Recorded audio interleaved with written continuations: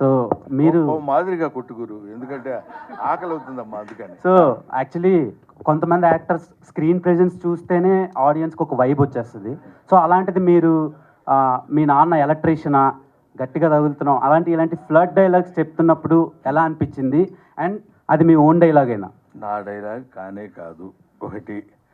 తర్వాత వీడికి ఈ ఏజ్లో కూడా ఇలాంటి పిచ్చివాగుడు వాగుతాడనే క్యారెక్టర్ అది. అదే డైలాగ్ కోసం లేకపోతే ఆ కాసేపు నవ్వించడం కోసం చెప్పిన డైలాగ్ కాదు. అందుకని తర్వాత మళ్ళీ వెంటనే కంటిన్యూటీ చూసారు లేదా, బాగా చెప్పానా అని అడుగుతాడు, చెప్పావులేరా అని వీడు కోపడతాడు. అంటే అక్కడ ఊరికే దానికి అది ఆ డైలాగ్ రాసిన నిఖిల్ చూడగానే షాక్ కొట్టినట్టుంది అని అనాలండి. ఆ డబ్బింగ్ దగ్గర కూడా చెప్పించారు. మామూలుగా మీరు ఎలక్ట్రీషియన్ కూతురా అంటే అదేంటండి కాదు అంటుంది. అదేంటండి అంటే నిన్ను చూడగానే షాక్ కొట్టినట్టుందండి అని చెప్పాను నేను డబ్బింగ్. నాతో డబ్బింగ్ చెప్పించేటప్పుడే షాక్ కొట్టినట్టని కాకుండా నిన్ను చూడగానే షాక్ కొట్టినట్టుంది అనమన్నారు. అది. సో మీ స్కెచెస్కి నేను చాలా పెద్ద ఫ్యాన్ సార్. థ్యాంక్ యూ అండి. All the best. And Gautam గారు కొంచెం క్లోజ్ చేసుకుంటాం. Last question. ఇందులో చాలా ఎనర్జెటిక్గా కనిపిస్తున్నారు గౌతమ్ గారు. ఇందులో చాలా ఎనర్జెటిక్గా కనిపిస్తున్నారు. లుక్స్ కూడా కొంచెం మంచిగా అనిపించే. Thank you. సో చాలా యంగ్ అండ్ ఎనర్జెటిక్గా. ఈ రోల్ చూస్ చేసుకోవడానికి రీజన్ ఏంటి? అండ్ గోదావరి రిజెక్ట్ అయిన తర్వాత మీరు ఏమైనా రిగ్రెట్ ఫీల్ అయ్యారా? లేదన్నా, అంటే అది దట్ వాస్ అంటే నేను చాలా యంగ్గా ఉన్నప్పుడు తీసుకున్న డెసిషన్ అండి. అది కరెక్టా రాంగ్గా కూడా తెలియలేదు నాకు.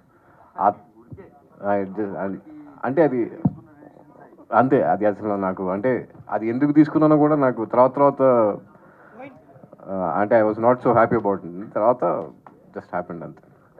బ్రహ్మానందం గారు, లాస్ట్ క్వశ్చన్ ప్లీజ్. దాదాపు 4 దశాబ్దాలుగా మీరు ఇండస్ట్రీలో ఎన్నో రకరకాల క్యారెక్టర్స్ వేశారు, ఎంతోమందిని చూశారు, ఎంతోమందికి ఆదర్శమయ్యారు, ఇన్స్పైరేషన్గా అయ్యారు. మీరు ఇప్పుడు విశ్రాంతి తీసుకుంటున్న ఈ తరుణంలో రాబోయే యంగ్ జనరేషన్ కావచ్చు, యంగ్ ఆర్టిస్టులకు కావచ్చు, ఎవరికైనా ట్రైనింగ్ సెషన్ లాంటిది, స్కూల్ లాంటిది పెట్టే ఆలోచన ఏమన్నా ఉందా? లేదండి. ఎందుకంటే ప్రత్యేకంగా స్కూల్ పెట్టాల్సిన అవసరం లేదు రవిచంద్ర. ఒకటే పాయింట్ ఏంటంటే ఇందాక మన కిషోర్ చెప్పినట్టు అది మనం వాడు బుక్స్ చదువుకున్నట్టు అతని సినిమాలు చూస్తే చాలు. నేర్చుకోవాలి అనే దృక్పథంతో, ఆనందించాలి అనే దృక్పథంతో కాకుండా నేర్చుకుందాం అనే దృక్పథంతో, ఎంటర్టైన్మెంట్ కోసం సినిమా చూడటం వేరు. ఇందులో ఇక్కడ ఎలా చేశాడు, ఇక్కడ ఎలా ఉంది, ఇందాక 2 పాయింట్స్ చెప్పాడు, అడగగానే అని ఆ అంటంలో పాస్. కొంచెం చూసి చెప్పనిచ్చి ఒకసారి అలా చూస్తే ఆ లుక్కు ఎక్కడ ఇతను మార్కులు కొట్టగలిగాడు అని తెలియగలిగితే, అలా తెలుసుకోవడానికి ఆ దృక్కోణంలో చూడగలిగితే everybody will become very good an act. అంటే సినిమా ప్రమోషన్లో భాగంగా ఇంతసేపు మీరు మాట్లాడే మాటలో సినిమా గురించి ఎంత చెప్పారో అంతకంటే ఎక్కువ జీవిత సత్యాల గురించి చాలా మందికి, మా అందరికి చాలా తెలియని విషయాలు చెప్పారు కాబట్టి ఆ విషయాన్ని నేను అడిగాను. బహుశా చెప్పాలి, అది ఉందండి. ఎలాగో దట్ ప్లాన్ ఇస్ దేర్. ఇప్పుడే మళ్ళీ నేను శిక్షణ ఇవ్వబోతున్న బ్రహ్మానందం అని మళ్ళీ పొద్దున్నే నేను లేనిపోని అని అది లేకపోతే ఎప్పుడు ఇస్తావు నువ్వు నన్ను అడిగి చొక్కా పట్టుకుని నేను ఆ డేట్ చెప్పలేకపోతున్నాను సార్, పొరపాటు అయిపోయిందని. ఇప్పుడు అలాగా చూద్దామండి. Let's we believe destiny, that's all. Thank you. Let's all the best and God bless you everybody. Let's have nice food. భయ్యా మైక్ తీసుకోండి. మైక్ లేకపోతే అడగవా? ఆన్సర్ కావాలి. బ్రహ్మానందం గారు ఇప్పుడే అన్నారు, నా తర్వాత నా దారిలో వస్తున్న కిషోర్ అని. నన్నలేదు సార్, అంటే చాలా మంది కానీ ఆయనకి ఇష్టమైన కెమెడియన్గా మీరు ఆ ప్రశంసను తీసుకోవడంలో ఒకటి ప్లస్. ఏ రీల్ చూసినా ఏ మేము చూసినా వితౌట్ బ్రహ్మానందం గారు మనం ఎంజాయ్ చేయలేం. డెఫినెట్లీ అదొక వరం అనమాట తెలుగు మేమర్స్కి, రీల్స్ చేసే వాళ్ళకి. సో బ్రహ్మానందం గారి దగ్గర నుంచి మీరు ఏమి నేర్చుకున్నారు? మీరు భవిష్యత్తులో బ్రహ్మానందం గారిలా ఊహించుకుంటే ఎలా మీరు అనుకుంటారు? ఆయన దగ్గర నుంచి మీరు నేర్చుకున్నది ఏంటి అలా తయారవడానికి? బ్రహ్మానందం గారి దగ్గర నేర్చుకుంది బేసిక్గా సెల్ఫ్ క్రిటిసిజం అండి.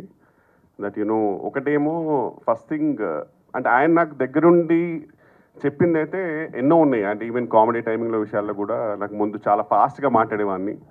సో అలాంటి విషయాల్లో కూడా even if you're shouting everything should be clear అనేది అలాంటి కొన్ని చాలా చెప్పారు. అది కాకుండా నేను ఆయన దగ్గర నుంచి నేర్చుకున్నది పర్సనల్గా సెల్ఫ్ క్రిటిసిజం. అంటే ఇప్పుడు మనకి హీరోగా చాలా అవకాశాలు వస్తాయండి. యాక్చువల్గా చెప్పానంటే ఆల్మోస్ట్ ఎవ్రీ కమెడియన్కి హీరోగా అవకాశాలు వస్తాయి. బట్ ఏంటంటే you should see yourself that నిజంగా are you able to shoulder the movie with your responsibility. అంటే మీరు నిజంగా మూవీని రెస్పాన్సిబిలిటీ తీసుకెళ్ళగలరా మీరు? మనకు అనిపిస్తుంది చేసేయచ్చులే అనిపిస్తుంది, కానీ నాకేంటంటే ఓవరాల్గా anything should be related to comedy. ఒక హీరోగా చేస్తే అందులో హీరో విక్టిమ్ అయి ఉండాలి. He should not be the one who is leading the whole thing. అందులో ఒక విక్టిమ్ అయి ఇలాంటివన్నీ నేను సార్థగా నేర్చుకున్నానండి. సో యా, ఆయన భవిష్యత్తులో బ్రహ్మాండం గారిలా అంటే 7 జన్మలు పెట్టినా సరే ఆయనలో కాలి గోడు కూడా సరిపోరు నా ప్రకారంగా. So we're very happy being his disciples and ఇలాగే ఇన్స్పైర్ అవుతూ ఉంటామండి. We're very happy that I able to sit beside him అంటేనే really very lucky. So that's all I can say. అంటే వెనల్ కిషోర్ గారు సార్, అంటే అంతకుముందు చాలామంది కమెడియన్లు చాలామంది ఉన్నా కానీ మహానుభావులు ఉన్నా కానీ అల్లు రావులింగ గారు, తర్వాత బ్రహ్మానందం గారు, తర్వాత నెక్స్ట్ జనరేషన్ వినల్ కిషోర్ అంటే మీరేమంటారు? ఛాన్స్ లేదు సార్. ఓపు మీకు తెలియదు ఏముంది, ఇంకంతే. Is I would say last legend of the comedy అండి. ఎందుకంటే నా ప్రకారం అంటే పర్సనల్ మై ఒపీనియన్, నాకు సునీల్ గారు, వేణుమాధవ్ గారు, ఆలీ గారు, ఎంఎస్ నారాయణ గారు, ఇలా ఈ అందరూ ఒక జనరేషన్ నుంచి చూడండి sir. I don't think anyone can even go close to them. That might be many reasons, might be many other reasons, కానీ నా ప్రకారం అయితే impossible sir. Even to imagine అది ఇంపాసిబుల్. ఇప్పుడు జస్ట్ వీలైనంత మ్యాక్సిమం కొంచెం లైటర్ వేన్లో చేసుకుంటూ వెళ్ళిపోవడం తప్పితే అసలు పెద్ద పెద్ద గోల్స్ పెట్టుకోకపోతే బెటర్, ఊరికే డిసప్పాయింట్ అవ్వడం కంటే. బ్రహ్మానందం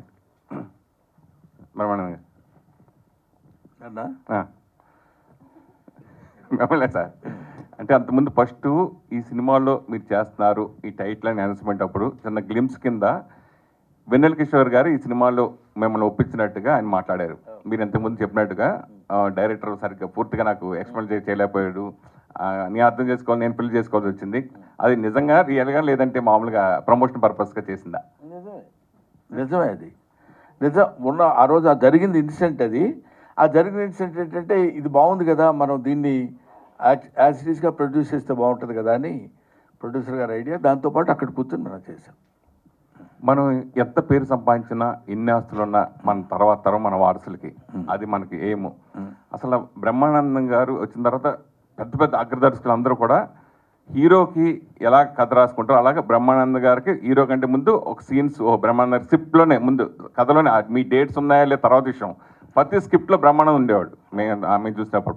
సో అలా చేసుకున్న మీరు ఇప్పుడు మిమ్మల్ని మీరు ఏ డైరెక్టర్ని అడిగినా లేకపోతే ఏ పెద్ద బ్యానర్ అడిగినా ఏ ప్రొడ్యూసర్ ఎవరిని అడిగినా 2 నిమిషాల్లో మీకు మీ అబ్బాయి కానీ హీరోకి చేయడానికి చాలా వెంటనే జరుగుతుంది. అలా ఇండస్ట్రీని మీరు ఎందుకు ఉపయోగించుకోలేదు మీ అబ్బాయి విషయంలో అంటే మీరు ఏం చెప్తారు? ఇది అంటే నువ్వు అడిగిన ప్రశ్న ఏంటంటే అసలు ఆ పాయింట్కి వస్తే నన్ను నేనే ఉపయోగించుకోలేదు తెలుసా నీకు. I never in my 40 years history నేను ఇంతవరకు ఏ డైరెక్టర్ దగ్గరికి కానీ, ఏ ప్రొడ్యూసర్ దగ్గరికి కానీ, ఏ ఆర్టిస్ట్ దగ్గరికి కానీ, లేకపోతే ఏ ఆఫీస్కైనా వెళ్ళి నాకు ఈ క్యారెక్టర్ ఏదైనా ఉంటే చూడండి సార్ అని నేను అడగలేదని చెప్తే అది నా అహంకారం అవుద్ది. అడిగేటువంటి అవకాశం భగవంతుడు నాకు కల్పించలేదు. నేను ఐ బిలీవ్ ఇన్ దట్. కాబట్టి ఒకటి. రెండోది, ఇప్పుడు మీరు అడిగింది ఏంటంటే మీ అబ్బాయి ఉన్నాడు కదా, అదేగా మీరు అడిగేది, మీరు ఎందుకు ఉపయోగించుకోలేదని.